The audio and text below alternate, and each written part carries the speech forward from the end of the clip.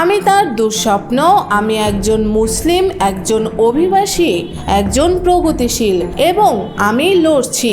এই কথাটা যিনি বলেছেন তিনি এখন মার্কিন রাজনীতির বড় আলোচনার নাম, জোহরান মামদানি। আর যার উদ্দেশ্যে এই কথা তিনি আর কেউ নন, মার্কিন প্রেসিডেন্ট ডোনাল্ড ট্রাম্প।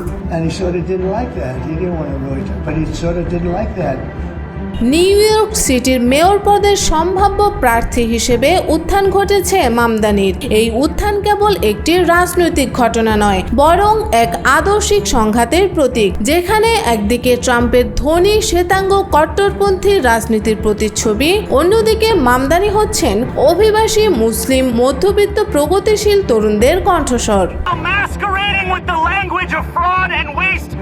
33 বছর বয়সী এই তরুণ নেতা জন্মগ্রহণ করেন উগান্ডায়। বাবা মাহমুদ মামদানি আন্তর্জাতিক খ্যাতিসম্পন্ন অধ্যাপক, মা মীরা নায়ার বলিউড হলিউডের পরিচিত পরিচালক। শৈশব কেটেছে আফ্রিকা ভারতের মাঝে, তারপর আমেরিকায়, আর 2018 সালে যুক্তরাষ্ট্রের নাগরিক হন মামদানি।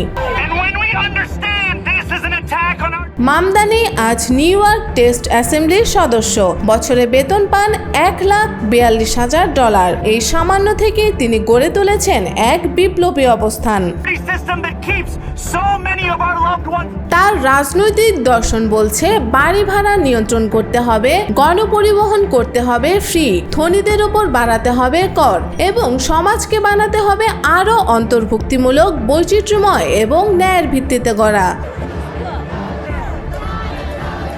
এই কারণে ট্রাম্পপন্থী অনেক রাজনৈতিক মামলা করেছেন তার বিরুদ্ধে। কেউ কেউ তো চাইছেন মামদানিকে দেশচ্যুত করা হোক। তাদের অভিযোগ তিনি আমেরিকার সাংস্কৃতিক কাঠামোর জন্য হুমকি। কিন্তু মামদানি এর জবাবে যা বললেন তা স্পষ্ট হুঁশিয়ারি, তোমরা আমাকে দেশ ছাড়া করতে চাও, আমি এই শহরে দাঁড়িয়ে লড়ব।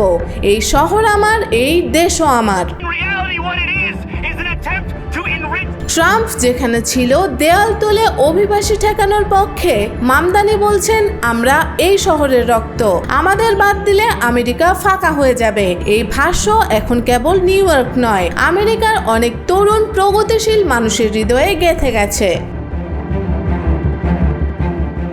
সামাজিক যোগাযোগ মাধ্যমে ইতিমধ্যেই ভাইরাল হয়ে গেছে মামদানির একাধিক ভিডিও, যেখানে তিনি রাস্তায় দাঁড়িয়ে বলছেন আমি প্রমাণ করতে এসেছি একজন মুসলিম, একজন অভিবাসী হয়েও নেতৃত্বে পৌঁছানো সম্ভব। মধ্যপ্রাচ্য রাজনীতি নিয়েও তিনি ট্রাম্পের ঠিক উল্টো মেরুতে। ট্রাম্প যেখানে ছিলেন ইসরায়েলের কট্টর সমর্থক, মামদানি ফিলিস্তিনের মানবাধিকার লঙ্ঘনের বিরুদ্ধে গলা তুলেছেন বহুবার। এজন্য প্রভাবশালী ইহুদি লবি থেকেও তার বিরুদ্ধে নানামুখী চাপ তৈরি হয়েছে। কিন্তু মামদানি দমছেন না। তিনি বলছেন আমার রাজনীতি হচ্ছে ন্যায়, সমতা ও মানবতার পক্ষে। এটা কারো বিরুদ্ধে নয়, বরং সবার জন্য।